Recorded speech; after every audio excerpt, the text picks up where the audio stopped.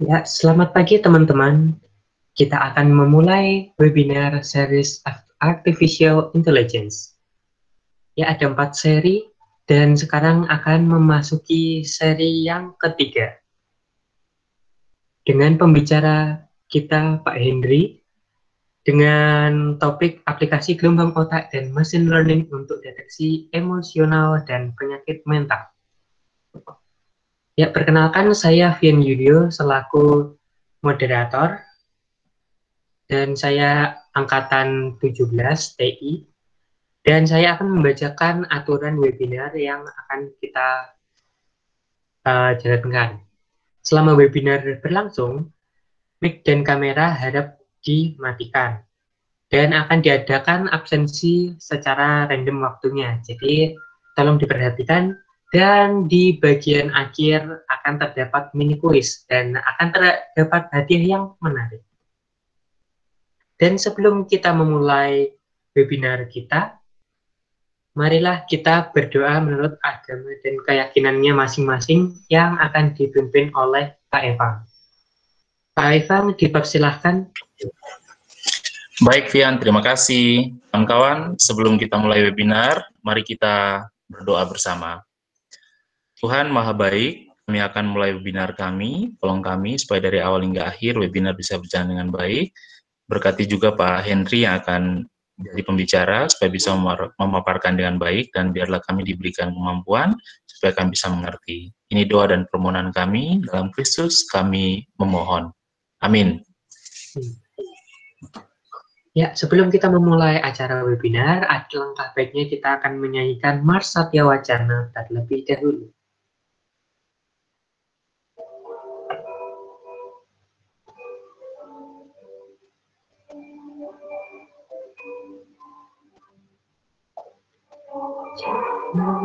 Satya Wacana,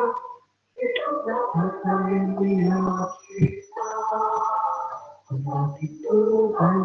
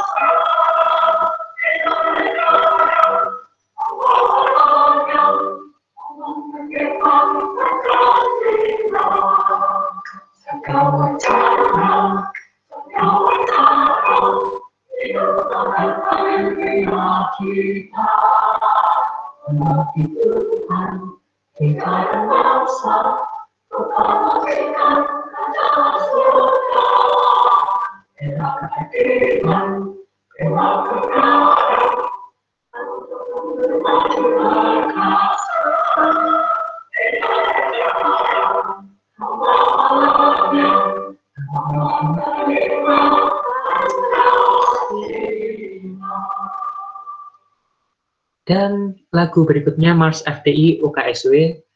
Peserta dapat mengaktifkan mic-nya.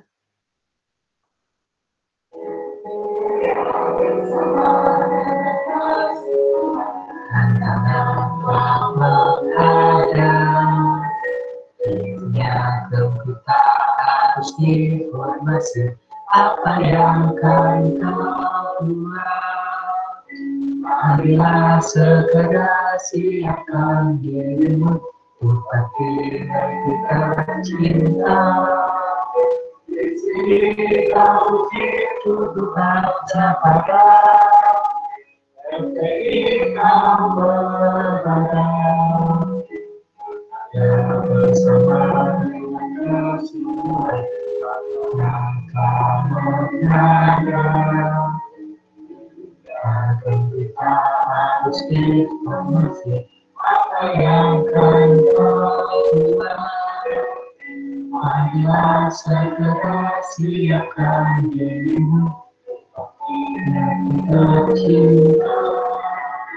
Di sini kau hidup baca pada diri kau bahagia.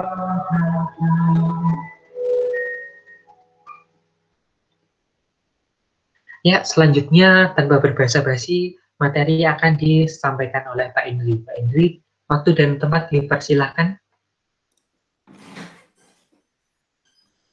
Baik, selamat pagi teman-teman. Jadi hari ini kita bertemu lagi dalam webinar untuk Artificial Intelligence. Jadi topik saya pada pagi hari ini adalah aplikasi gelombang otak dan machine learning untuk deteksi emosional dan penyakit mental. Sebentar, saya share screen dahulu.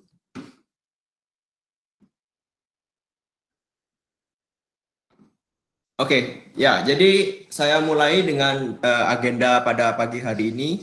Jadi agenda kita ada mungkin secara garis besar ada 3. Jadi ada pengenalan gelombang otak. Apa itu gelombang otak? Ya, mungkin masih asing gitu ya. Jadi gelombang otak itu adalah suatu gelombang elektromagnetis yang dikirimkan oleh otak kita. Jadi manusia itu mengirimkan, otak manusia itu mengirimkan suatu denyut listrik gitu ya.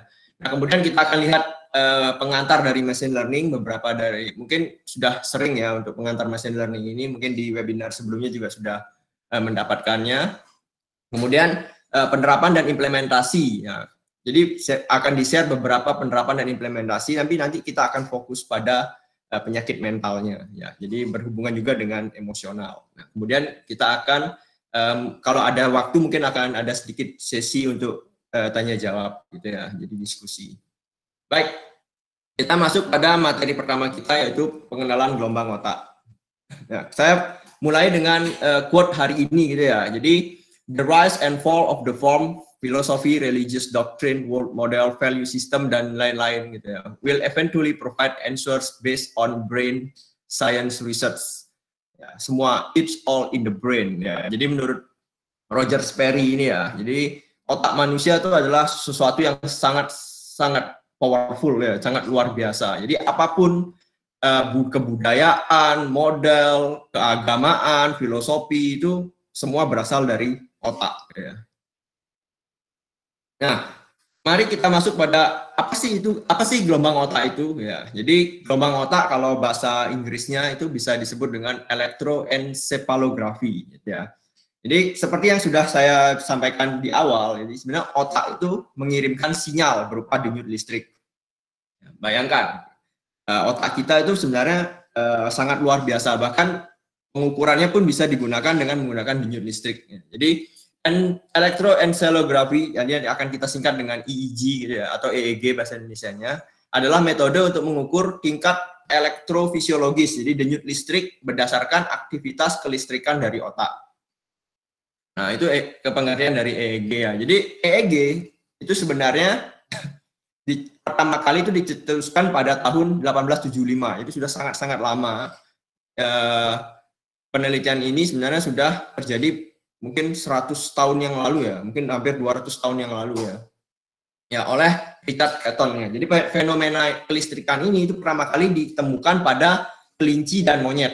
Nah, baru pada 1924 ya. Jadi EEG ini diterapkan pada manusia ya oleh Hans Berger. Nah, di tahun 1988 ya, oleh Stefano Bosinowski dan kawan-kawan itu EEG itu sudah mulai diterapkan untuk mengendalikan objek-objek fisik ya, seperti mengendalikan menyalakan atau mematikan lampu ya, terus kemudian mengangkat atau memindahkan benda ya, sampai pada setir sendiri gitu ya. Jadi pada autonomous driver ya. Nah, EEG ini untuk mengendalikan objek fisik ini banyak dilakukan pada medis ya, pada medikal. Contoh mengendalikan kursi roda. Jadi menggunakan gelombang otak untuk menggerakkan kursi roda. Kemudian membuat tangan artificial ya. Jadi mengendalikan tangan artificial dan lain-lain.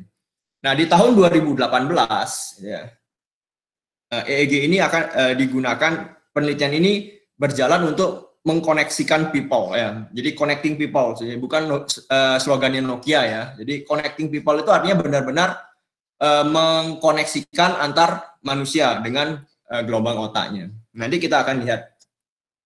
Nah, kita belajar dahulu area-area dari otak.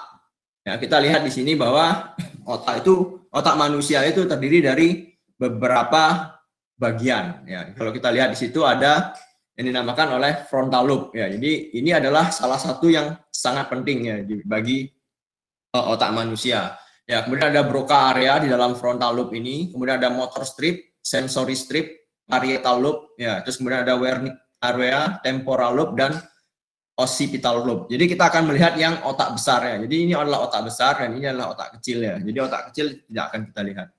Nah, kita lihat pertama adalah frontal lobe ya. Jadi frontal lobe yang depan ini gitu ya, itu akan memancarkan personality kita, kemudian tingkah laku kita dan emosi kita. Nah, maka dari itu kita dapat mengukur emosi gitu ya, orang berbohong, jatuh cinta gitu ya, lagi emosinya lagi marah, sedih, itu dapat diukur dari frontal lobe otak manusia. Ya, kemudian judgment, ini penilaian, ya, planning, problem solving ya. Bayangkan, ini sangat penting sekali ya. Jadi frontal lobe kita itu sangat penting sekali ya. Jadi bagaimana kita memecahkan masalah, berpikir bagaimana kita memecahkan masalah ini ada di frontal lobe. Nah, kemudian speech, kemampuan berbicara ya, speaking and writing ya. Ini ada di Broca area sini. Itu adalah kemampuan dari otak untuk ya berbicara dan menulis ya. Jadi kemudian body movement ya. Body movement ini juga termasuk ya. Jadi motor strip ini termasuk di frontal lobe ya. Jadi motor strip ini adalah bagaimana kita menggerakkan anggota-anggota tubuh kita. Jadi kalau ada kelumpuhan itu akan banyak berkorelasi dengan motor strip ini. Ya, kemudian intelligence, konsentrasi dan self awareness ya. Nah, kita tahu bahwa penyakit-penyakit mental gitu ya, semacam ADHD, autisme ya, dan Down syndrome itu banyak terdapat pada kemampuan dari belajar, dari kognitif ya. Jadi banyak berhubungan dengan otak depan kita ya, frontal lobe kita. Oke, kita lihat bagian berikutnya adalah parietal lobe ya. Jadi parietal lobe ini adalah bagian tengah ya, jadi atas tengah ini. Nah, ini kita bagaimana kita menginterpretasikan language ya, dan berbicara ya, words, kata-kata, kosakata kita itu ada di bagian tengah ya. Kemudian sense of touch ya, jadi bagaimana kita menyentuh ya, merasa sakit ya, merasa panas, dingin, itu ada di otak tengah kita. Kemudian kita bagaimana kita menginterpretasikan signal dari penglihatan, pendengaran gitu ya, sensori dan memori ya. Jadi ini banyak berhubungan dengan sensor kita ya. Jadi bagaimana kita merasakan sakit dan sebagainya. Ya. Terus kemudian spasial dan visual perception. Ini bagaimana kita melihat benda. Nah, kemudian occipital lobe ini yang bagian belakang ini itu adalah bagaimana kita menginterpretasikan warna. Ya, jadi kalau kita jatuh biasanya kecelakaan terus hantam otak belakang, kepala belakang, itu kita bisa blind, temporarily blind ya, buta sementara. Itu banyak yang terkena adalah otak belakang ini. Kemudian temporal lobe itu adalah bagaimana kita mengerti dari bahasa ya, language ya. Terus kemudian memori, mengingat, mendengar, dan sequencing dan organisasi. Jadi ini kalau secara garis besar ya, jadi area otak adalah seperti ini. Nah, gelombang otak itu dapat mengukur semuanya ya, dapat mengukur semuanya. Tetapi kalau kita ingin mengukur semuanya itu biayanya sangat mahal. Nah, kita akan lihat EEG mounted sistemnya. Jadi bagian mana yang ingin kita ukur? Ya, secara lengkap gitu ya. Kalian bisa lihat di gambar yang sebelah kiri ini. Ya, secara lengkap itu ada sekian mungkin sekian ratus poin ya. Jadi itu adalah 10-20 sistem dibilang. Ya. Itu adalah titik-titik yang diukur berdasarkan pembagian area otak tadi. Jadi kalau kita lihat bahwa FP itu ya, itu adalah frontal gitu ya. Jadi adalah untuk mengukur bagian depan. Kemudian AF ya, F dan seterusnya. Ini adalah poin yang sudah dieksperimenkan sejak lama. Nah, karena kita tidak mungkin ya untuk penerapan di dunia nyata, kita tidak atau mungkin kesulitan untuk menerapkan semua poin ini ya. Nah, kemudian dicetuskanlah yang namanya single channel EEG ya. Single channel EEG ini montage-nya itu hanya diterapkan pada frontal lobe saja. Jadi kita bisa lihat hanya di dahi depan seperti ini. Kenapa seperti itu? Karena kita banyak mengukur frontal ya. Jadi frontal lobe itu banyak mengukur dari emosional, dari personalitas, kemudian kemampuan untuk belajar, kepribadian, itu ada semua di frontal lobe. Jadi makanya untuk saat ini alat yang paling populer itu adalah untuk mengukur dari single channel EEG. Oke, nah kita lihat bagaimana proses perekaman EEG itu dilakukan. Ya, jadi proses perekaman itu ada 3 bagian utama. Ya, yang paling utama ya pasti otak, gitu ya, karena berhubungan dengan otak. Kemudian ada headset yang merekam atau menangkap sinyal tersebut, dan ada sebuah device, ya bisa berupa laptop atau PC gitu atau komputer yang akan merekam. Nah, secara garis besar ya proses perekamannya itu adalah merekam pulsa elektrik atau denyut listrik yang dipancarkan oleh otak, gitu ya. Kemudian headsetnya menangkap, ya, kemudian ditransformasikan ke dalam device. Ya, kita harus melakukan proses perhitungan kembali. Kenapa?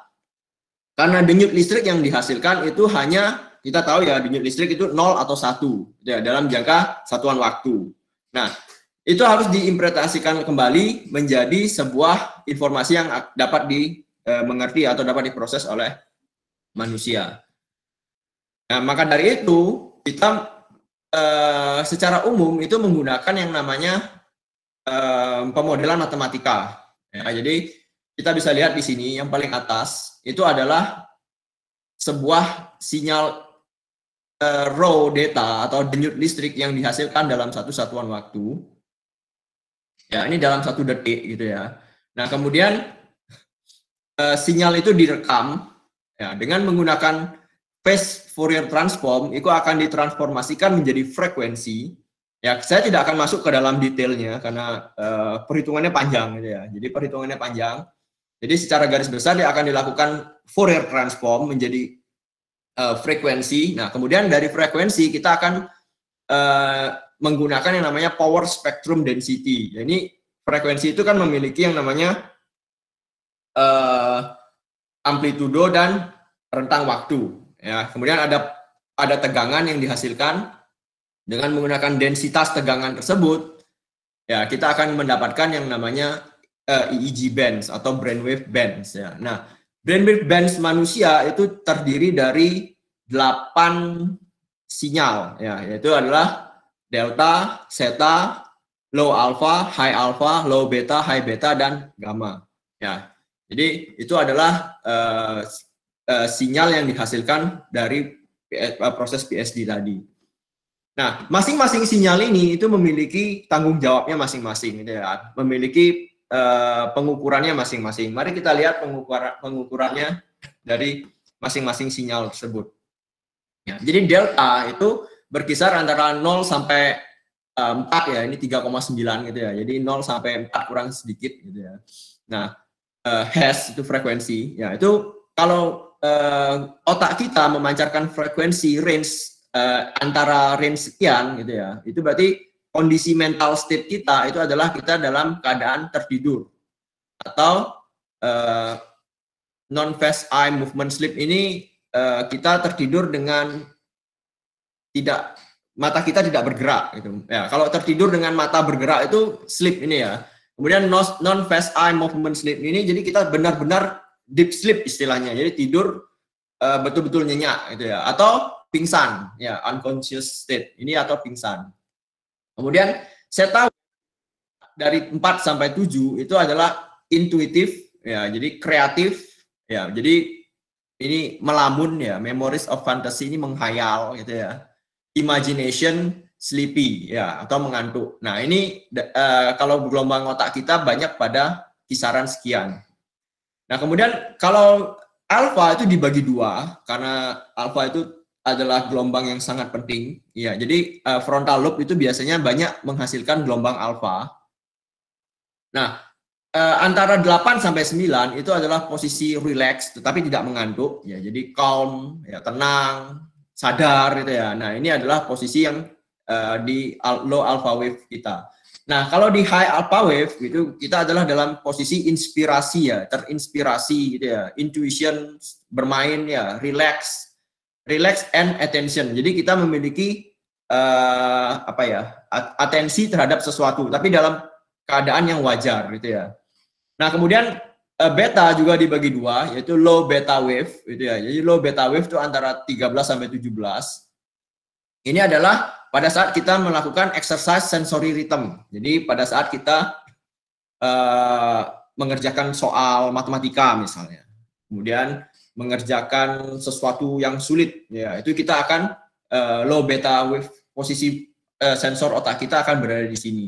Kemudian easy to focus and coordination, ya. Jadi kita pada saat kita benar-benar fokus pada suatu hal, itu low beta wave kita akan sangat tinggi nilainya. Kemudian high beta wave, ya ini pada saat kita melakukan thinking, ya. Jadi berpikir, ya. Kemudian surrounding environment awareness. Jadi kita dalam keadaan berbahaya. Nah, ini otak gelombang high beta wave kita ini akan sangat tinggi gitu ya. Jadi misalkan besok mau presentasi TR gitu ya. Nah, malam ini tuh kemungkinan high beta wave kita akan sangat tinggi gitu kan. Ya, alert ya. Jadi siaga gitu ya.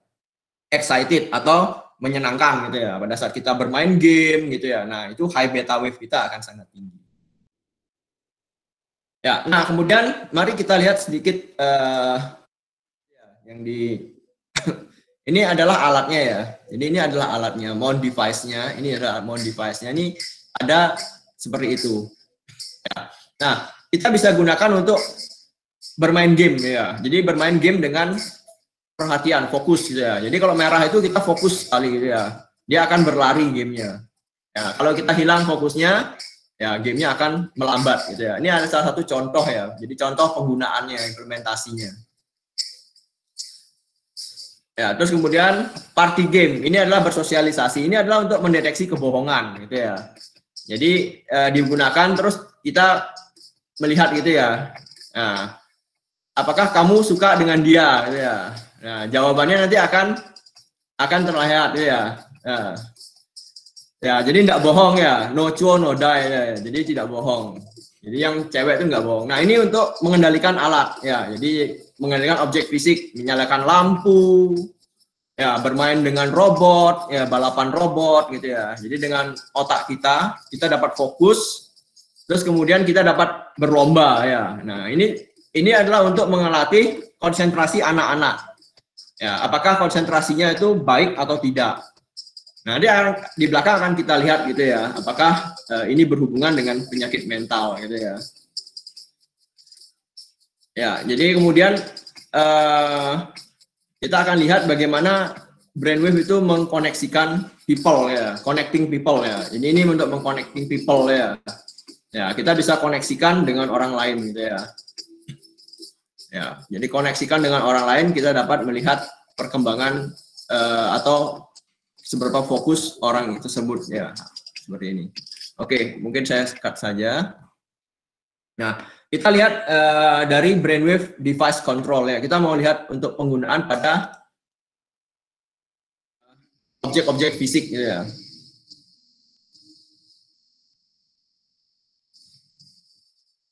Ya, jadi kita dengan brainwave itu kita bisa mengangkat benda itu ya. Jadi di bawah ini adalah ya seberapa kuat kita mengangkat benda gitu ya. Jadi alat itu akan meniup sebuah angin gitu ya. Jadi bagaimana kalau kita semakin konsentrasi kita, jadi bola itu akan terangkat semakin tinggi. Nah, ini salah satu contoh untuk menggerakkan objek fisik. Ya, jadi bagaimana sensori tangan itu digerakkan oleh otak ya, seperti itu. Ya, jadi bagaimana otak kita menggerakkan sistem tangan itu, nah itu artificial tangan itu ya, jadi artificial hand itu melalui sensor otak itu ya. Ya, itu adalah bagaimana kita menggerakkan kanan dan kiri ya. Nah, kita bisa gunakan untuk menyetir mobil ya. Jadi kalau kita mau ke kanan ya, seperti X-Men gitu ya, seperti Profesor X Charles Xavier ya, jadi dapat menggerakkan tangan ya, jadi menggerakkan setir itu secara telepati ya istilahnya ya. Ya, jadi otak kita kalau kita ingin sesuatu itu akan menghasilkan sebuah pattern. Ya, jadi kalau belok kanan, belok kiri itu kita bisa tahu patternnya seperti apa otak kita.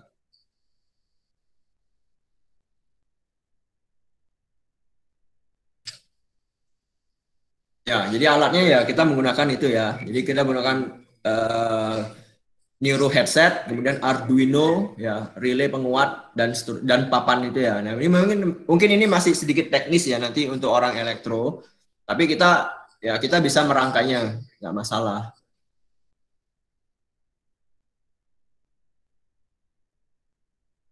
Ya, mungkin saya tidak panjangkan lagi ya. Nanti banyak lagi untuk kasus-kasus yang bisa dikendalikan oleh gelombang otak. Contohnya dengan kursi roda dan lain-lain gitu ya. Oke. Saya next. Nah, kita masuk pada machine learning-nya. Mungkin saya tidak banyak, jadi ya machine learning ini saya tidak banyak, jadi hanya pengantar saja. Karena saya yakin juga minggu lalu kalian juga mungkin sudah yang ikut sudah dapat gitu ya. Nah, ini hanya untuk overview metode dan tekniknya saja. Ya, jadi machine learning itu bidang studi yang memungkinkan komputer itu dapat belajar tanpa perlu diprogram secara eksplisit. Jadi mesin belajar bagaimana untuk menyelesaikan sebuah permasalahan. Ya, kita lihat bahwa machine learning itu merupakan slice gitu ya. Jadi di dalam bidang AI yang bersinggungan dengan banyak faktor ya, dengan banyak ilmu lain ya. Contohnya adalah pattern recognition ya, neurocomputing gitu ya. Nah, kita dapat secara tipenya gitu ya, secara training tipenya, ya, machine learning itu dibagi menjadi sebenarnya banyak gitu ya. Jadi secara umum aja saya bagi menjadi dua. Ya, jadi secara supervised learning itu memiliki label atau target datanya. Ya, contohnya mungkin secara umum adalah klasifikasi gitu ya, bagaimana kita melakukan klasifikasi pada iris gitu ya. Jadi sudah punya target labelnya, kita klasifikasikan. Nah, kita juga akan menggunakan supervised learning ini dalam mengklasifikasikan apakah seseorang anak itu memiliki penyakit mental ya. Nah, kemudian regresi atau yang berikutnya adalah unsupervised learning. Ya, jadi unsupervised learning ini adalah training data dari machine learning itu tanpa memiliki spesifik label atau target data. Ya, contohnya adalah clustering, ya, kemudian association rules. Ya, jadi kita tidak tahu label apa yang akan kita hasilkan, tapi kita bisa melakukan pengelompokan ya, clustering seperti itu. Nah, association rules ini juga populer di data mining ya. Mungkin tidak banyak saya singgung di sini karena ini di topik yang berbeda. Ya, jadi macam-macam metodenya gitu ya. Dari machine learning itu kita bisa menggunakan yang namanya neural network, ya, itu di situ ada convolutional neural network CNN gitu ya, atau recurrent neural network RNN, kemudian LSTM dan lain-lain. Nah, kita atau yang berikutnya adalah kernel algorithm ya. Jadi itu menggunakan sebuah pemodelan matematik di dalam kernelnya. Contohnya adalah support vector mesin gitu ya, ada libsvm. Kemudian ada tree ya, ini populer sekali, decision tree, ID3 dan lain-lain. Nah, kemudian ada algoritma klasifikasi, clustering ya, contohnya ada DBScan, K-means, K-nearest neighbor dan lain-lainnya. Saya nggak banyak masuk ke metode machine learning-nya karena teknisnya itu sangat panjang ya, perhitungannya akan sangat panjang.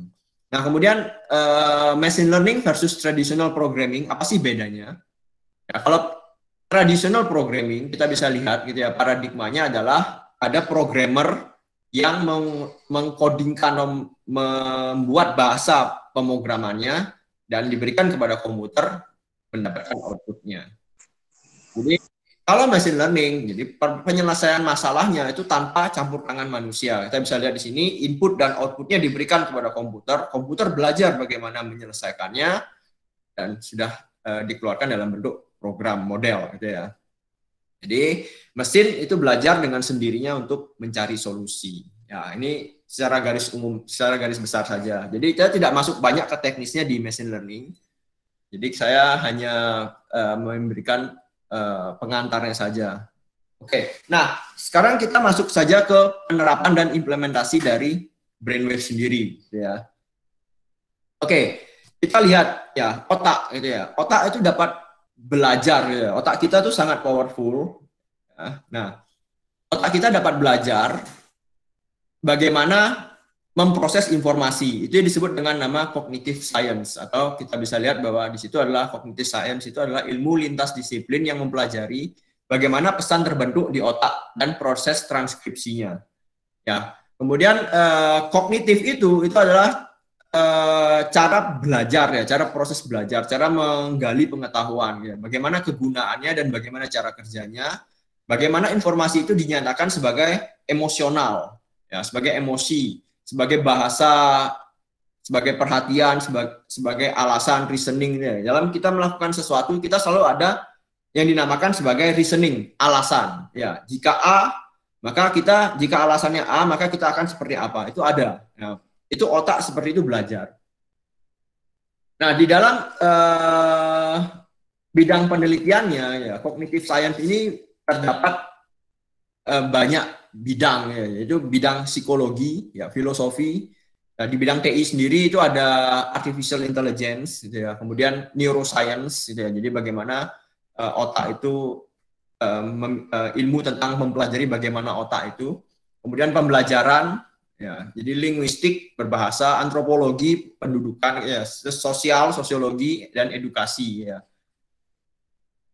Nah, domain penerapan EEG ya, dari cognitive science itu ada pada bidang edukasi. Ya, pada edukasi itu kita dapat mengeksplor, ya, mengeksplor apakah metode pembelajaran yang kita berikan itu menarik minat siswa atau tidak. Ini penting. Kenapa? Karena pada penyakit mental, contohnya pada autisme, pada ADHD, atau pada Down syndrome, itu yang bermasalah adalah apa sih? Proses belajar mereka. Ya, tidak banyak sekolah yang menerapkan perlakuan khusus. Ya, kalau misalnya mereka, contoh ya, contoh seorang tokoh yang sangat pintar gitu ya, Albert Einstein itu dikatakan mengidap autisme. Ya, dia memiliki kemampuan untuk super fokus pada suatu hal. Nah, di sekolah umum, ya, Einstein itu dikatakan pemberontak gitu ya, bahkan dikatakan bodoh gitu kan. Nah, padahal sebenarnya dia adalah super genius gitu ya. Jadi seseorang memiliki fokus yang sangat tajam pada hanya salah satu bidang. Nah, apabila dia mengikuti bidang yang dia tidak senang, itu dia tidak akan dapat fokus. Nah, itu yang dapat kita terapkan pada EEG. Jadi kita dapat menarik siswa-siswa mana sih yang senang pada bidang apa sih, itu dapat kita lakukan pencarian pengetahuannya seperti itu. Itu pada bidang edukasi. Kemudian pada bidang game learning, ya. Jadi dengan menggunakan media game, ya, kita dapat meminta atau melatih user atau siswa itu untuk berkonsentrasi dan meningkatkan konsentrasinya, jadi fokusnya.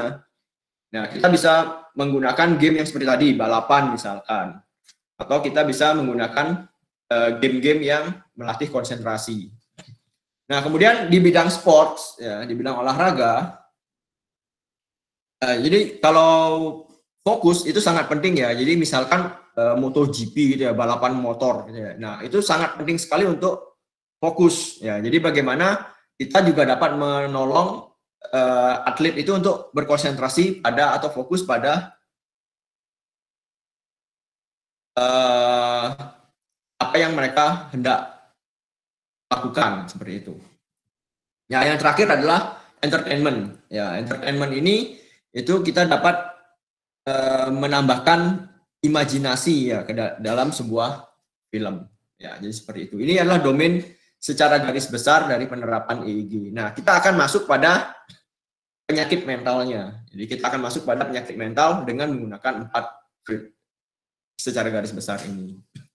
Ya, sebelum kita masuk, kita kenali dulu ya. Jadi apa itu ADHD? ADHD itu adalah hyperaktif. Mungkin teman-teman sudah pernah mendengar gitu ya. Anak hyperaktif itu adalah anak yang susah diatur, anak yang senang berbicara, anak yang susah untuk berkonsentrasi dan seterusnya. Nah, Kemudian ada yang disebut dengan autisme, jadi dan Down syndrome. Jadi tiga ini itu berbeda. Jadi ADHD hyperaktif, autisme dan DS itu berbeda. Autisme itu cenderung pada menghindari interaksi sosial. Jadi sebenarnya dia bisa fokus, tetapi cenderung menghindari interaksi sosial, cenderung menghindari yang namanya komunikasi. Ya, susah berkomunikasi dan susah menginterpretasi sensor yang masuk ke dalam dirinya. Dan Down syndrome. Nah, kita akan lihat ciri-ciri penyebab dan penanganannya, ya. Jadi mari kita lihat dulu perbedaan dari ketiganya, ya. Jadi ADHD itu simptomnya atau gejalanya itu adalah anak adalah gangguan konsentrasi dan fokus. Jadi anak itu cenderung sulit berhenti berbicara dan menjadi dominan dalam komunikasi, ya. Kemudian autisme itu gejalanya adalah gangguan mengungkapkan emosi secara sensorik, sosial, dan interaksi. Nah, kalau DS itu simptomnya adalah mengalami keterlambatan pertumbuh kembangan sedari bayi. Nah, yang dapat dengan cepat diidentifikasi itu adalah DS, Down syndrome, ya, karena sudah terlihat sejak bayi. Jadi pada misalnya 6 bulan bayi sudah dapat duduk misalnya atau merangkak, nah dia belum, dan seterusnya. Ya, kemudian ADHD secara ciri fisiknya itu adalah normal, ya, sehingga sangat sulit dideteksi sewaktu bayi. Jadi sewaktu bayi ya normal. Autisme pun sama, ya. Jadi secara bayi itu adalah normal, ya.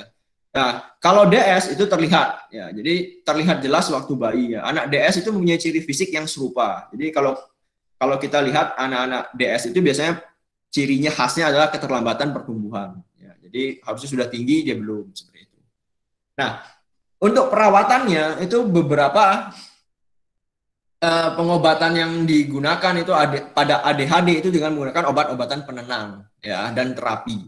Nah, kalau autisme itu tidak dapat diobati secara obat-obatan, dia hanya menggunakan terapi. Ya, DS pun terapi karena itu adalah bawaannya. Jadi kalau DS itu dari gen, kalau autisme itu belum jelas, ya, belum jelas sampai saat ini apa penyebab autisme. Nah, itu juga mungkin ke depan itu bisa. Nah, kalau ADHD itu gangguan konsentrasi itu saat ini sudah dapat dideteksi oleh EEG. Jadi kalau ADHD itu dengan menggunakan mencari pattern dari gelombang otaknya, kita dapat menentukan anak tersebut memiliki ADHD atau tidak. Nah, kita lihat total kasus di Indonesia, ya, dan sekolah untuk anak penderita ini. Nah, kita lihat bahwa angka kejadian anak ADHD pada populasi anak sekolah dasar itu sekitar 16,3%, ya. Jadi sekitar 3,5 juta, ya. Jadi cukup banyak, ya. Dari total populasi 25,85 juta anak. Ya, berdasarkan jumlah tersebut, ya, 30-80% didiagnosis menetap hingga usia remaja dan 65% hingga usia dewasa. Jadi penyakit mental ini tidak dapat hilang, tidak dapat sembuh, ya, tapi hanya dapat ditekan, ya, atau dikurangi. Ya, kita lihat kalau untuk autisme, ya, untuk autisme penduduk Indonesia itu 237,5 juta, ya, dengan laju pertumbuhan 1,14%. Nah, maka diperkirakan penyandang autisme di Indonesia itu 2,4 juta orang dengan pertambahan penyandang baru sekitar 500.000 per tahun. Jadi bayangkan banyak sekali, ya. Ya, ini Down syndrome, ya. Jadi Down syndrome itu sekitar mungkin 2018 itu sekitar 0,21% dari total populasi anak, gitu, ya. Jadi cukup tinggi juga, gitu, ya, sekitar sekian juta, ya. Nah, kita lihat, ya, jadi jumlah anak berkebutuhan khusus usia sekolah itu sekitar 355.000 anak, ya, 355.000 anak. Nah, dari jumlah itu 74,6% belum memperoleh layanan pendidikan, ya. Jadi jumlah SDLB dan SMP itu ada cuma 516 sekolah, swasta itu hanya sekitar 2.000 sekian sekolah. Ya, kita lihat bahwa dari sekian juta saja itu tidak nampung sekolah ini, ya. Nah, bagaimana tantangan kita, ya? Jadi tantangan dari teknologi informasi ini apa, gitu, ya. Nah, ini tantangannya adalah apa yang dapat dilakukan dari teknologi informasi dapat melakukan apa? Ya, dapat membantu terapinya. Ya, jadi karena perawatan dari ketiga penyakit mental itu, perawatan yang diambil itu adalah sama, satu-satunya adalah terapi. Nah, untuk terapi itu apa? Untuk mengurangi gejala dan memperbaiki tingkah lakunya. Nah, kemudian langkah terapi apa yang dapat dilakukan? Ya, dengan menggunakan yang namanya ABA, ya, atau ABA, ya. Jadi Applied Behavior Analysis, ya. Jadi terapi ini untuk memfokuskan ke tingkah laku khusus. Jadi kita harus mencari apa yang diinginkan atau apa yang paling menarik bagi anak-anak ini. Ya, tidak sama. Ada yang tertarik dalam bidang musik gitu ya. Ada yang tertarik dalam bidang menggambar, melukis, matematika gitu ya. Jadi anak autis kayak semacam Albert Einstein gitu ya, itu juga matematikanya luar biasa dan seterusnya ya. Nah, dengan ABA itu kita harus menentukan beberapa posisi gitu ya, atau beberapa poin gitu ya. Jadi yang pertama adalah menentukan sikap mana yang memerlukan perubahan. Setiap anak itu berbeda sikapnya. Ya, misalkan ADHD, autis dan lain-lain. Bahkan anak autis pun sikapnya akan berbeda-beda. Nah, jadi dengan menggunakan ABA ini kita harus menentukan dulu sikap mana yang memerlukan perubahan. Misalkan ada anak ADHD dia tidak dapat berhenti berbicara atau tidak dapat berhenti bernyanyi. Ya, nah itu harus kita tekan seperti itu. Kemudian menentukan tujuan dan hasil yang ingin dicapai.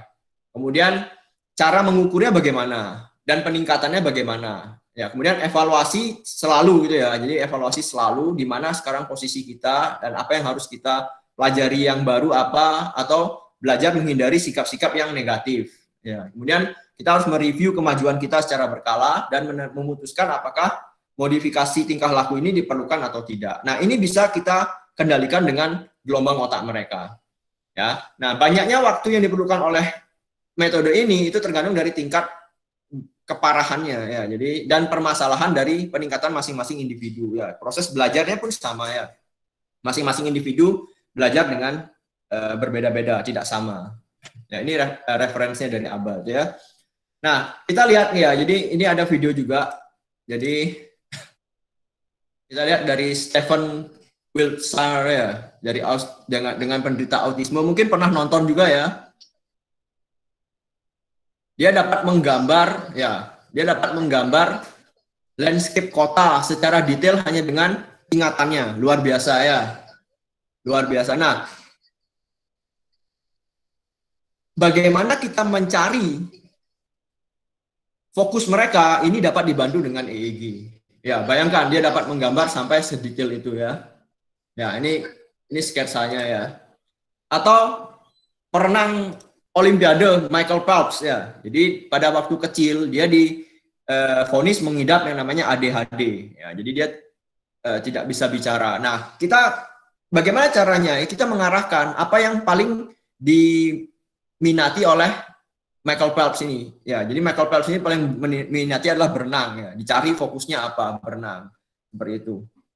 Ya, jadi difokuskan. Nah, kemudian ini juga kisah suksesnya ya. Jadi banyak ya beberapa ya. Jadi dari John dari Amerika ini dengan John Crazy Socks-nya itu, jadi dia senang desain, ya, senang menggambar juga desain, jadi bisa melakukan desain seperti itu. Atau dari Black Pyron ini ya. Jadi dia senang memasak gitu ya. Nah, jadi dikembangkan selalu bakat-bakat mereka. Nah, mencari bakat-bakatnya itu adalah tantangan ya. Dengan menggunakan ABA itu adalah tantangan. Kenapa? Karena ABA itu adalah ekspensif ya. Ekspensif dalam hal ini itu bukan hanya dari uang ya, dari cost, tapi dari waktu, dari energi ya. Jadi memang tidak mudah gitu ya. Mencari atau mengukur dan menilai bakat minat dari anak penderita disorder ini. Nah, yang permasalahan lainnya adalah tidak cukup sekolah untuk menampung dan terapi. Ya, dan yang paling sulit di Indonesia biasanya adalah budaya dan kultur. Ya, jadi orang tua itu biasanya cenderung tertutup dan malu jika memiliki anak dengan disorder ini. Ya, ini budaya dari kita. Nah, jadi peran TI dari via EEG itu adalah kita mencari gelombang otak mereka. Jadi EEG patterns mereka itu seperti apa? Kita dapat mencari minat bakatnya. Ya. Nah, kalau bagi orang tua yang memiliki waktu banyak gitu ya, atau memiliki sumber daya yang mumpuni gitu ya, mereka bisa menerapkan dua-duanya. Ya, plus. Tapi bagi orang tua atau mungkin bagi kondisi anak yang, karena di Indonesia mohon maaf kadang anak-anak yang dengan keterbelakangan seperti ini, disorder seperti ini, itu cenderung tidak mendapatkan fasilitas atau perawatan yang mumpuni seperti itu ya. Ya, dengan menggunakan EEG pattern ya, kita bisa memotong terapi-terapi yang harus kita lakukan. Bayangkan kita punya 11 terapi ya. Jadi terapi bermain, ya terapi ABA sendiri, terapi perkembangan, perilaku, fisik, wicara, okupasi, sosial, visual, musik ritme, diet ketat ya. Nah, terapi ini itu akan membantu mereka mencari minat bakat apa sih yang paling mereka kuat. Ya, seperti Stephen Witzel tadi itu melukis gitu ya. Jadi dari sini dapat dia minatnya melukis. Ya. Jadi bagaimana kita memberikan TI berperan pada bidang ini itu adalah melalui gelombang otak mereka. Kita bisa meminta mereka untuk menggunakan alat kita dan kita bisa mengelompokkan. Kita bisa melakukan training terlebih dahulu dari semuanya ini. Kita akan memiliki yang namanya model. Nah, kemudian dengan ada seorang anak baru, nah kita dapat melihat gelombang otak mereka. Nah, dengan melihat gelombang otak mereka, kita akan dapat mengelompokkan, anak ini memiliki bidang minat di mana, apakah melukis mungkin, atau desain, atau menari, atau musik, dan lain-lain. Ya, jadi inilah peran EEG via teknologi informasi. Ya. Nah, kita lihat bahwa kita dalam mengukur, kalau kita ingin membuat anak mengerjakan sesuatu, otomatis kita harus membuatnya tertarik, ya kan, betul kan? Nah, jika kita sudah mendapatkan apa sih yang mereka inginkan atau tertarik dalam bidang apa, kita dapat mengarahkan mereka dengan sangat cepat. Nah, dengan menggunakan gelombang otak ini, kita dapat mendeteksi dari atensi dan meditasi mereka. Jadi atensi itu adalah ketertarikan, fokus, gitu ya, konsentrasi mereka. Nah, meditasi itu artinya mereka mengerem. Ya, pada anak-anak autisme itu atensi itu sangat penting karena kita harus mencari apa sih fokus mereka. Ya. Nah, dari situ kita akan melihat bahwa atensi itu akan terdapat di kuadran 1, ya, di kuadran pertama. Ya, di situ kita bisa lihat bahwa anak-anak dengan kuadran 1 itu adalah anak-anak yang berminat, ya, dengan anak-anak yang konsentrasi, ya, dengan surprise, joy, ya, kebahagiaan, gitu ya. Nah, kemudian kita lihat kuadran 2 dan kuadran 3 itu adalah kuadran negatif. Ya, kuadran 2 dan kuadran 3 itu adalah kuadran negatif, dan kuadran 4 itu adalah untuk mengerem. Jadi situ adalah untuk relaksasi. Nah, ADHD itu adalah anak-anak yang cenderung tidak dapat mengerem apa yang mereka kerjakan. Itu adalah anak-anak ADHD.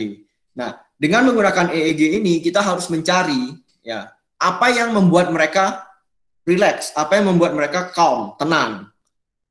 Nah, pada saat kita melakukan mengecek dengan gelombang otaknya, ya, jika kita mendapatkan sesuatu contoh, misalkan pada saat anak-anak ADHD dapat mengerem atau dapat bermeditasi dengan menggunakan musik misalnya. Nah, berarti kalau anak-anak seperti ini sudah lepas kendali, gitu ya. Nah, kita bisa memberikan musik-musik yang calm, yang membuat mereka calm, gitu ya, mereka tenang.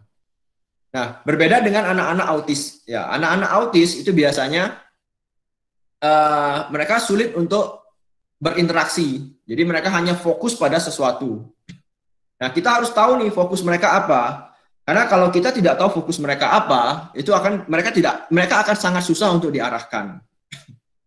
Ya, misalkan anak autisme dengan kemampuan menghitung yang luar biasa. Nah, kita suruh melukis, nggak mau dia, pasti akan berontak.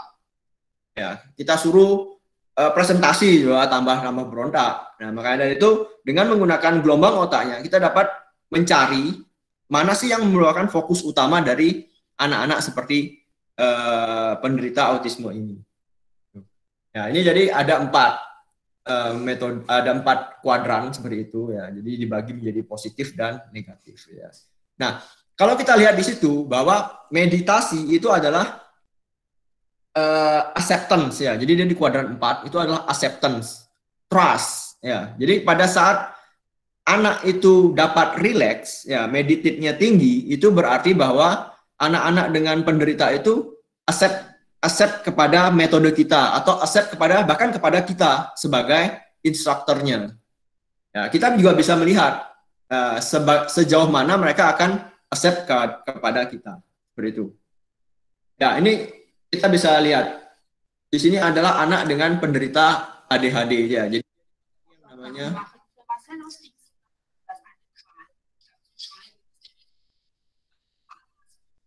ya, jadi dia tidak bisa berhenti gitu ya. Jadi gampang sekali agresif gitu ya.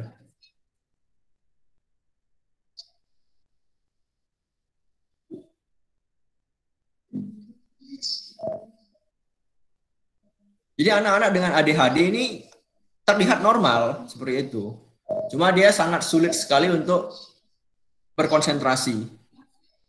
Ya, jadi maka dari itu dia dicoba dengan menggunakan EEG untuk melakukan terapi. Jadi dicari ya apa yang membuat dia dapat berkonsentrasi. Nah, itu dicari seperti itu dengan gelombang otaknya. Ya, jadi penting, salah satu hal yang sangat penting adalah untuk mengendalikan tingkah laku mereka itu adalah dengan memberikan rangsangan yang tepat. Nah, rangsangan yang tepat ini bisa berupa apa yang mereka suka. Ya, jadi seperti itu. Kita bisa lihat ya, jadi gelombang otak seperti itu.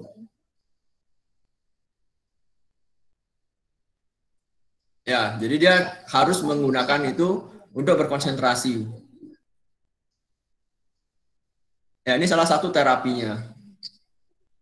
Saya tidak banyak masuk ke teknisnya, karena teknisnya itu akan mengikuti ya. Jadi teknis dari machine learning-nya itu akan mengikuti. Jadi kita lebih banyak melihat bagaimana kita menerapkan EEG ini pada gelombang otaknya. Ya, jadi seperti itu ya. Ini nih dengan game learning ya. Jadi dia menggunakan game learning untuk melatih konsentrasi dari anak-anak dengan penderita disorder ini. Ya, oke, saya skip aja kurang lebih. Ya, nah sekarang kita lihat pemodelan dari TI-nya. Ya, jadi kita sudah lihat bahwa perekaman dari proses gelombang otaknya itu terdiri dari bagian ini. Ya, pertama adalah dari raw wave. Jadi ini adalah gelombang denyut listriknya.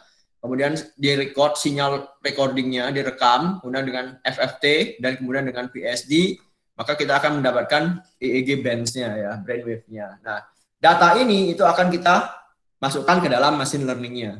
Ya, kita bisa menggunakan metode-metode machine learning yang sudah ada ya. Misalkan dengan klasifikasi. Ya, dengan menggunakan ini kita akan dapat melakukan deteksi apakah anak itu memiliki simptoms ini ya, ADHD, autisme atau DS. Kalau DS biasanya sudah tahu ya, sudah tahu dari ciri fisiknya.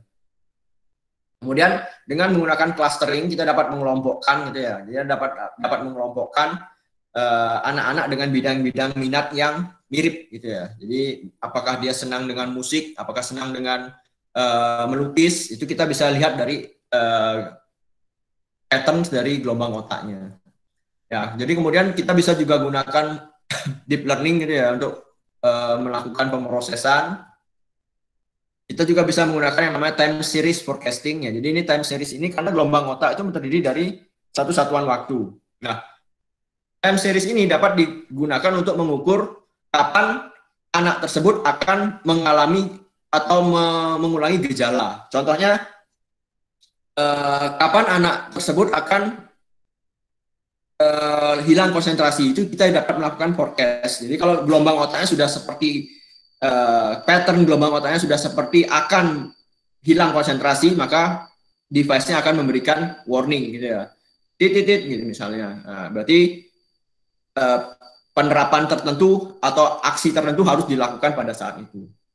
Ya, kemudian kita dapat melakukan predicting ya. Jadi kita dapat melakukan predicting apakah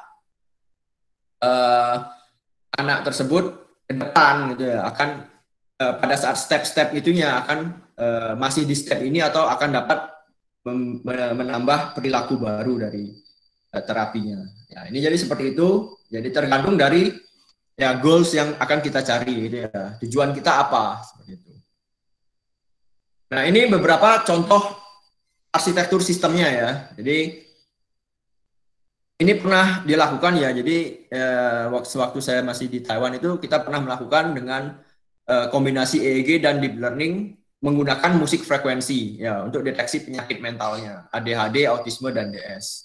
Jadi kita menggunakan musik ya. Jadi kalau kita pasang musik seperti apa, dia akan gelombang otaknya akan memberikan respon seperti apa ya.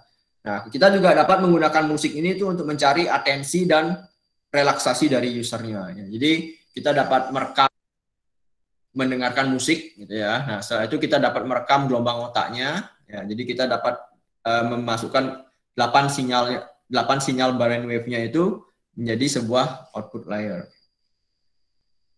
Nah, berikutnya adalah dikombinasikan dengan VR ya, dengan virtual reality. Ya, jadi anak itu akan dikombinasikan direkam gelombang otaknya dengan menggunakan alat yang namanya virtual reality headset gitu ya. Nah, itu juga bisa digunakan untuk mencari atensi dan relaksasi dari user. Nah, apabila anak-anak dengan disorder ini sudah diketahui ciri khasnya, ya, atensinya seperti apa yang dapat menarik minat mereka, apa yang dapat mengerem gitu ya, yang mereka tidak inginkan, ya, tingkah lakunya ini dapat kita kendalikan. Hanya ini satu-satunya cara. Nah, disinilah TI itu mendukung, ya, teknologi informasi ini mendukung bidang medisnya ini ya, jadi dalam bidang penyakit mentalnya seperti itu. Oke, nah itu dari saya untuk presentasinya. Ya, ini ada sedikit demo gitu ya, jadi ada sedikit demo.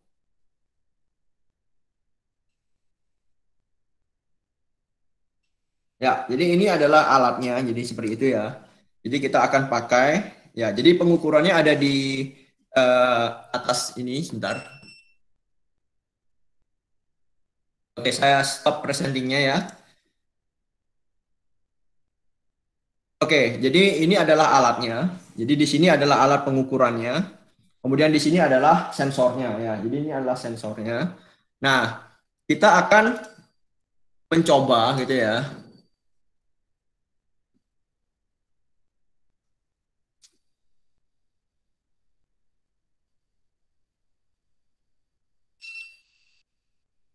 Ya, kita akan mencoba.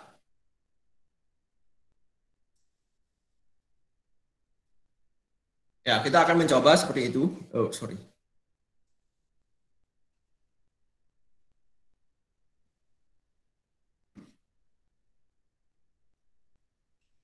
Ya, jadi ini sudah connect ya. Jadi sudah connect. Nah, kita dapat mengukur tingkat atensi kita ya. Jadi ini salah satu caranya ya. Jadi kita play gitu ya. Nah, semakin saya konsentrasi, itu akan semakin naik ya. Jadi atensinya akan semakin naik. Ya, nah itu sudah berkonsentrasi ya. Nah, kita juga bisa untuk relaksasi ya. Jadi misalnya kita relaksasi itu ya, seperti kita melakukan yoga gitu ya. Nah, dia akan seperti itu. Ya, nah kita juga dapat mengukur dari blink ya. Jadi kita kalau berkedip secara intensional ya. Jadi kalau orang berbohong atau mengantuk gitu ya, kita dapat deteksi juga dari blink ya. Jadi berkedipnya ya. Jadi kalau kita secara intensional berkedip gitu ya, itu kita memiliki yang namanya gejala kelelahan atau sesuatu gitu ya, jadi tidak normal. Oke, nah ini beberapa yang sudah kita lakukan adalah untuk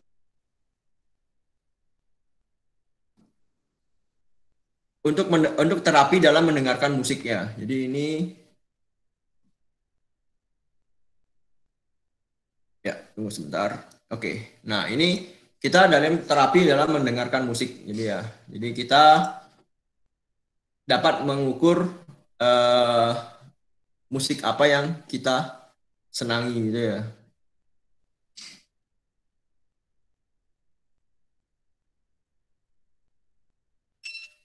Ya, ini ya. Jadi kita dapat mengukur musik apa yang kita senangi. Jadi aplikasi ini akan terhubung dengan iTunes ya. Jadi pada saat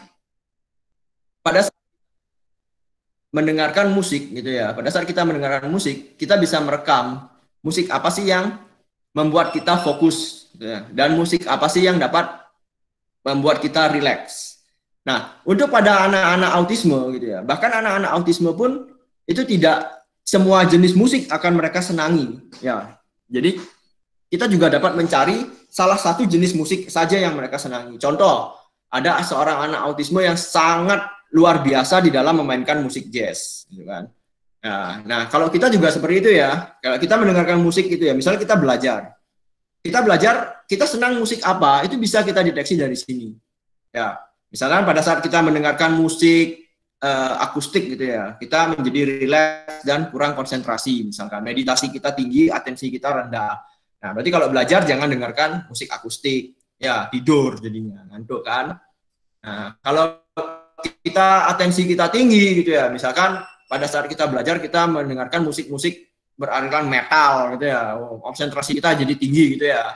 Nah, maka kita dapat menggunakan untuk belajar musik-musik, belajar dengan ya. Ya, jadi seperti ini. Nah, ini kita bisa lihat ya, dia bisa ada chartnya, bisa dynamic gini ya, atau berdasarkan gitu ya. Nah, ini kalau kita konsentrasi, ya, jadi itunya akan meletus ya, meledak ya. Ya, jadi seperti itu. Aduh, saya sulit konsentrasi ini. Ya, jadi seperti ini contohnya ya. Terus kemudian banyak yang ini dengan meditasi ya. Jadi kita bisa menggunakan yang namanya meditasi seperti ini ya. Ada yang senang yoga ya, meditasi.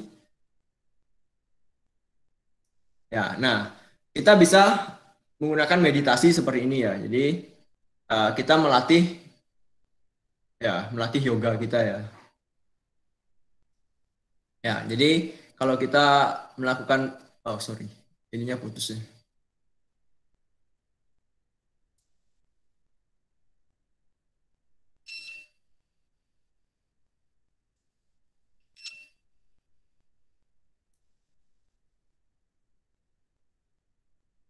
Oke, ya jadi seperti itu ya. Jadi kalau kita lakukan meditasi itu ya, jadi kalau kita yoga itu kan kita harus relax ya. Jadi kalau kita sampai relax, sampai baik seperti apa, nah nanti dia akan memberikan piagam ya. Jadi ini stress out ya. Jadi kita sudah relax ya. Jadi sudah tenang gitu ya, sudah tenang. Nah dan seterusnya.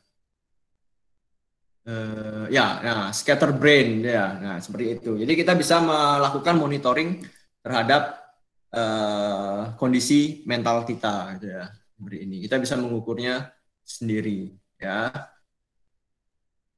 Nah, pada anak-anak autisme itu yang harus kita perhatikan adalah pada atensinya. Jadi pada saat dia ngapain, atensinya tinggi. Nah, itu harus kita asah terus. Ya, pada saat yang dari Stephen Waiter itu berarti dia pada saat melukis atensinya tinggi ya. Jadi dia dapat berkonsentrasi dengan baik. Nah, jadi arahkanlah dia untuk melukis, gitu kan. Nah, jadi seperti itu. Nah, pada anak-anak ADHD itu dibalik ya. Jadi pada bidang apa yang membuat anak-anak ADHD itu meditasinya tinggi. Ya, pada saat meditasinya tinggi, ya bidang itulah yang akan berguna bagi mereka untuk mengerem atau mengatur tingkah laku mereka. Oke, saya masih punya 3 menit lagi ya. Jadi karena dari moderator dikatakan saya punya waktu 1 jam. Jadi saya punya 3 menit lagi lah. 3 menit lagi ini adalah satu contoh untuk game learning ya. Jadi game learning dalam melatih konsentrasi ya. Ya, ini untuk popping zombie ya. Ini kita bagaimana kita zombie ya.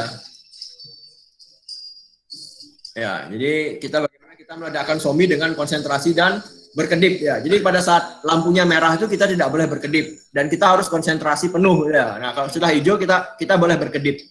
Berkedip untuk aduh, turun sebentar.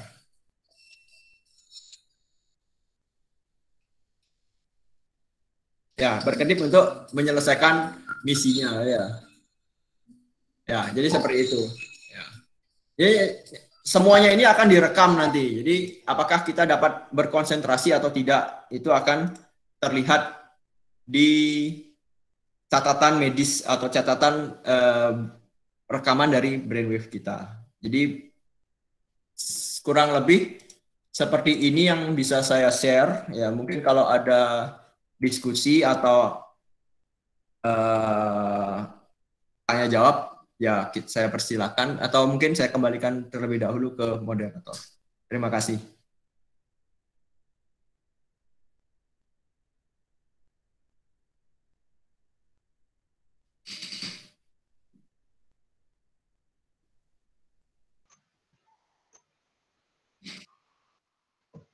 Ya, terima kasih Pak Hendrik. Dan kita selanjutnya akan memasuki sesi tanya jawab. Tapi sebelumnya saya akan membacakan aturan tanya jawabnya. Yang pertama, ketika ingin bertanya, silahkan chat di dalam fitur Google Meet. Tulis saja saya ingin bertanya. Dan selanjutnya moderator akan mengizinkan uh, untuk bertanya dan mic dan kamera harap dinyalakan untuk bertanya dan pembicara dapat langsung menjawabnya. Nah, sekarang bisa di chat bagi yang ingin bertanya. Nah, sembari kita menunggu yang bertanya, kita ngobrol-ngobrol dulu aja, Pak. Ya, baik. Nah, kira-kira penerapan yang gelombang otak ini apakah sudah diterapkan di Indonesia, Pak? Nah, kalau di Indonesia itu penerapannya baru karena gini ya, di Indonesia tuh ada yang namanya medical etiknya. Jadi kita harus masuk dulu ke ID ya, itu merupakan proses yang panjang. Tapi untuk riset-risetnya itu sudah ada. Yang paling banyak riset di Indonesia itu adalah untuk menggerakkan objek fisik. Ya, jadi untuk menggerakkan kursi roda, bayangkan ya. Jadi kalau kita menggunakan kursi roda sekarang kan dengan menggunakan tangan kan kesulitan. Ya, jadi kita bisa menggunakan gelombang otak kita untuk maju, mundur, kanan, kiri tanpa harus menggerakkan rodanya seperti itu. Ya, kalau yang lain kan menggunakan remote biasanya seperti itu. Nah, itu kira-kira kalau diimplementasi di Indonesia itu sekitar tahun berapa ya, Pak, baru kesampaian seperti itu? Nah, single channel ini kan baru tahun 2018. Jadi baru sekali. Kenapa kalau yang 10-20 itu sudah lama. Tapi 10-20 itu kan tidak nyaman ya kalau untuk digunakan. Jadi harus digunakan seluruh kepala. Bayangkan itu ada berapa puluh titik itu harus digunakan di atas kepala, kan tidak nyaman. Nah, yang single channel ini itu baru dari 2018. Riset-risetnya masih sangat terbuka. Seperti yang sudah dilihat tadi di videonya ya, bisa menggerakkan benda, bisa untuk lomba, bisa untuk deteksi kebohongan, ya bisa untuk mencari fokus, bisa mencari minat, bakat anak, dan seterusnya. Itu masih sangat terbuka sekali. Begitu ya, Pak. Oke, dan ternyata sudah ada yang ingin bertanya. Pak Taufik, bisa dipersilakan untuk mengaktifkan mic-nya dan kameranya. Halo. Halo. Selamat pagi semua. Pagi. Ini Mas Taufik, saya dulu juga sudah ketemu sama Ko Hendri waktu conference IC Tech gitu ya. Terus ikut ke Jogja juga. Dulu nemenin tamunya itu. Saya mau tanya ini Pak, untuk alatnya itu harganya berapa ya? Terus tadi aplikasinya itu apakah buat sendiri atau memang sudah ada di luar sana? Terus tadi saya lihat kok yang diukur itu cuma 2 ya, konsentrasi sama relaksasi saja. Apakah memang cuma 2 itu atau sebenarnya masih bisa untuk yang lain-lainnya juga seperti itu? Kemudian ini pertanyaannya agak banyak ini. Kalau misal tadi bisa dipakai untuk menggerakkan benda, berarti kita kayak harus mapping dulu ya. Kalau sinyalnya begini, itu berarti nanti dipakai untuk begini gitu ya. Terus kalau untuk klasifikasi otomatis kita butuh data training kan Pak ya. Nah untuk sekarang ini apakah sudah tersedia data training? Kan kita butuh data training yang banyak gitu ya. Apakah sudah tersedia di luar sana ataukah kita harus buat sendiri seperti itu? Sementara itu dulu. Terima kasih Pak. Oke, jadi saya jawab satu persatu ya. Jadi yang pertama harganya ya Pak ya. Betul. ICI Tech juga ikut ya. Berarti ya yang kemarin itu 2017 itu ya Pak ya. Betul ya. Ya itu yang ICI Tech itu kami menggunakan musik frekuensi Pak pada saat itu. Nah itu aplikasinya memang kami buat sendiri. Kemudian kita mengukur tingkat relaksasi dan konsentrasi. Sebenarnya tingkat konsentrasi dan relaksasi itu adalah outputnya, Pak. Jadi sebenarnya sebelum mengeluarkan tingkat konsentrasi dan relaksasi itu ada yang disebut 8 sinyal brainwave tadi. Nah, dari 8 sinyal itu dari alfa sampai gamma itu, dari delta sampai gamma itu kita punya yang namanya perhitungan. Jadi perhitungan sampai kita mendapatkan berapa sih tingkat konsentrasi dan relaksasinya. Oke. Nah, ini untuk device-nya sendiri harganya itu bervariasi, Pak. Kalau mau yang seperti tadi yang ada cahayanya itu, jadi merah itu menandakan mereka itu konsentrasi, kemudian biru itu relaksasi, dan hijau itu netral, kondisi netral. Itu mungkin sekitar 4 sampai 5 juta, Pak. Oh, di Indonesia bisa beli ya? Bisa beli nggak di Indo? Bisa beli di Indo, Pak. Siap. Ya, jadi yang untuk yang standar gitu, Pak, itu sekitar 3 bervariasi, Pak, 1,7 sampai 3, Pak. Tergantung. 1,7 sampai 3 ya. Oke. Itu. Terus kemudian untuk klasifikasi, ya Pak, betul Pak, kita menggunakan yang namanya data training. Itu untuk data trainingnya sendiri karena ini berhubungan dengan medis, biasanya kami tidak dapat menguploadnya secara bebas. Kalau untuk akademik itu bisa Pak, bisa ber-email ke Senghong, karena kemarin kami di Taiwan itu bekerja sama dengan suatu perusahaan gelombang otak ini juga yang dinamakan Senghong Precision Technology Limited. Nah, itu kita memiliki data-datanya ada, Pak, gitu. Saja ya kami tidak boleh membukanya secara bebas. Jadi kalau memang ingin tertarik dalam bidang ini, kita bisa ber-email, nanti bisa di-share datanya gitu. Oke. Sudah Pak ya? Saya rasa tambah satu lagi ya. Halo? Ya, halo. Tambah satu lagi bisa? Boleh. Contoh judul-judul misalnya ya, kita di Indonesia mau riset tentang seperti ini. Contoh judul-judulnya seperti apa? Mereka keywordnya itu adalah EEG, Pak. Encephalografi biasanya. Nah, tapi kalau secara garis besar itu kebanyakan adalah di bidang medikal, Pak, sebenarnya. Saja terjadi pergeseran pada tahun 2018 ini itu mulai pada bidang teknologi informasi ini, Pak. Jadi pergeserannya itu baru aja kok, Pak. Nah, secara garis besar itu banyak yang masih bidang medikal. Nah, tapi kalau yang 2018 ini itu sudah mulai pada bidang TI. Sekarang pun semacam virtual reality, Pak. Nah, juga bisa menggunakan brainwave. Karena kan kalau kita menggunakan virtual reality itu kita bisa merasa mabuk, Pak. Iya, betul. Kan? Nah, itu penelitian ini dengan Senghong ini saya juga terlibat, itu memprediksi berapa lama kita bisa menggunakan virtual device, Pak. Jadi berapa lama? Jadi setiap orang itu kan berbeda-beda. Contoh ada orang yang dapat menggunakan 1 jam misalnya, tapi ada orang yang 10 menit aja sudah pusing.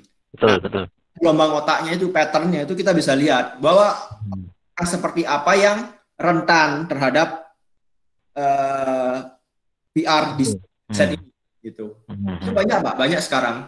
Jadi kemudian untuk implementasinya untuk menghitung atau memprediksi kelelahan, Pak. Jadi misalkan kita sudah berkendara selama 1 jam nih.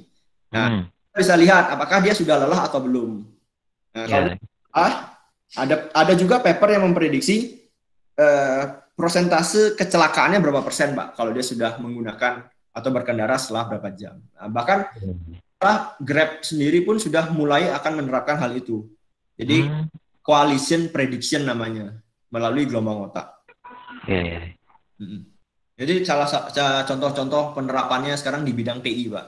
Jadi ada sedikit pergeseran ya, shift ke bidang TI-nya seperti ini. Seperti itu. Siap. Oke, Pak, makasih banyak atas sharingnya. Gimana, Pak? Pak Taufik, apakah ada yang mau ditanyakan lagi? Cukup, gantian yang lainnya dulu. Oke.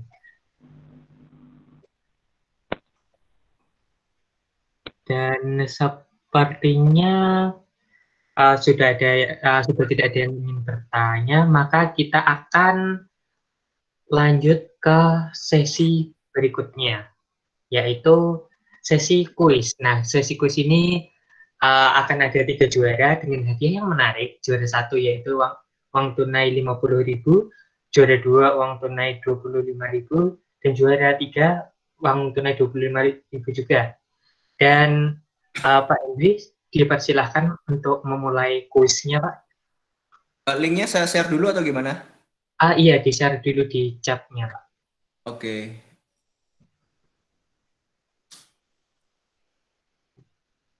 Ya, teman-teman bisa klik linknya.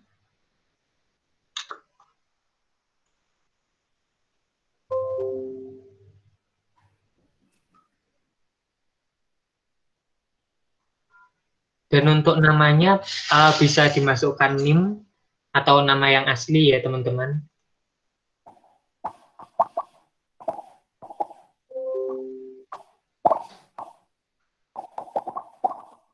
Nah, Pak Indri dipersilahkan untuk sharing screen-nya, Pak. Oke.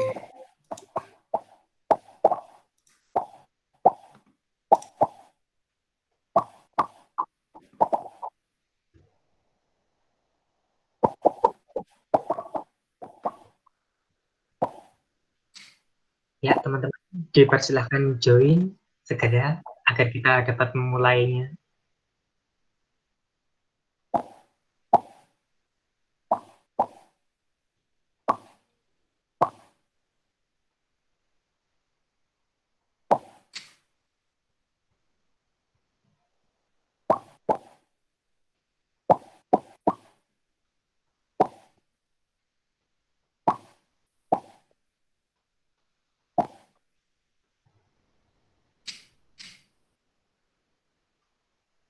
Ya, teman-teman bisa dipersilahkan untuk join yang belum join, karena terdapat hadiah yang menarik.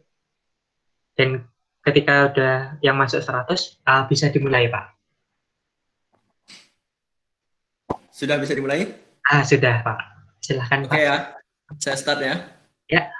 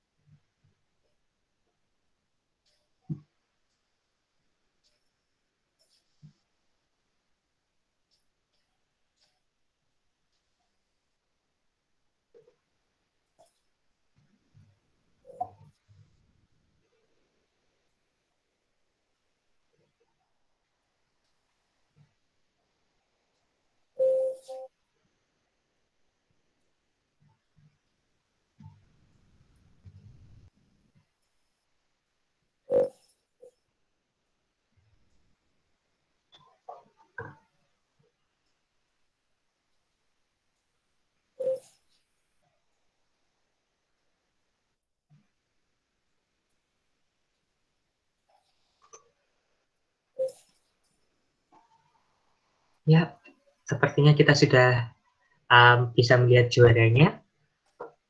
Ya, terima kasih Pak Hendri sebagai pembicara dan yang membuat kuis ini. Sama-sama, ya. Terima kasih buat HMP dan teman-teman yang sudah menyelenggarakan webinar ini. Sukses selalu, tetap semangat. Terima kasih Pak. Nah, selanjutnya kita akan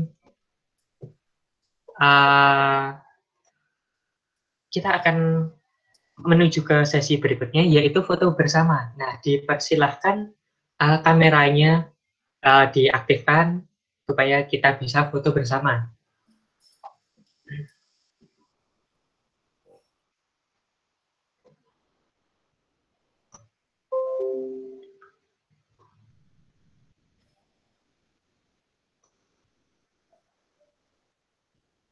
Ya, tolong kameranya dihidupkan. Ya, dalam hitungan ke-5, kita senyum ya.